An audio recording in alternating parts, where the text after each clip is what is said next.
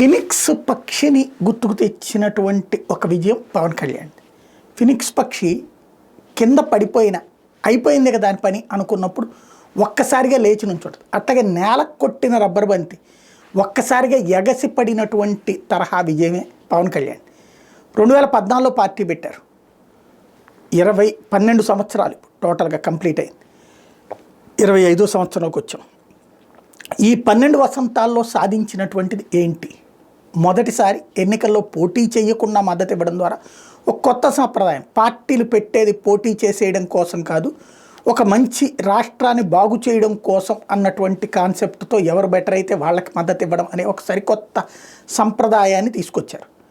ఆ టైంలో అయితే గెలిచినటువంటి ప్రతి ఎమ్మెల్యే మంత్రి వెళ్ళి ఆయన ఆశీస్సులు తీసుకోవడం ప్రారంభించారు హైదరాబాద్కి వెళ్ళి. అయితే వెంటనే తెలుగుదేశం పార్టీ నుంచి ఒక సంకేతం వచ్చింది, ఆయన్ని ఒక పవర్ సెంటర్ కింద మార్చొద్దు అని. దాంతో ఆ తర్వాత ఆగిన ఆయనతో ర్యాపో మెయింటైన్ చేస్తూ వచ్చారు. ఇది ఆయన సాధించినటువంటి ఒక గౌరవం. ఏంటి? తను పోటీ చేయకుండా తెలుగుదేశం కూటమిని గెలిపించడం ద్వారా భారతీయ జనతా పార్టీ వాళ్ళు అయితే ఆ రోజు నుంచి ఆయనకి పూర్తి అభిమానులుగా మారిపోయారు. 2018లో అదే తెలుగుదేశంతో విభేదించి రోడ్డెక్కినటువంటి పవన్ కళ్యాణ్ తెలుగుదేశం పార్టీకి చుక్కలు చూపించారు, నిద్రలేని రాత్రులు గడిపించారు. ఆ తర్వాతన మళ్ళీ జగన్ని ఓడగొట్టాలన్నటువంటి తెలుగుదేశం సంకల్పానికి ఆయన ఒత్తాసు పలికి తెలుగుదేశం పార్టీకి అనుకూలమని కాకుండా తెలుగుదేశం ప్రభుత్వ వ్యతిరేక ఓటు చెలనీయకుండా చీల్చేందుకు ఆ రోజున పార్టీని కొనసాగించారు. ఆ రోజున ఓపెన్గా జగన్ని గద్దెనెక్కనివ్వనని శపథం చేశారు. అయితే అది ఆయన చేసినటువంటి ఒక తప్పు. ఎందుకంటే తను ఎదగాలని కోరుకోవడంలో తప్పు లేదు, ఇంకొకళ్ళని ఎదగనియకూడదని కోరుకోవడం వల్లనే ఆ రోజున దెబ్బతిన్నారు. 2 చోట్ల ఓటమి, అలాగే దారుణమైనటువంటి పరాజయం, డిపాజిట్లు కూడా దక్కనటువంటి పరిస్థితులు అనేక చోట్ల. అయితే ఆ తర్వాతన అసలు నిజం గ్రహించారు. ఏదో ఒక అండ కావాలి, ఒకటి కులపు అండ కావాలి. నెంబర్ 2, అదే సందర్భంలో అన్ని వర్గాల మద్దతు కూడగొట్టాలి.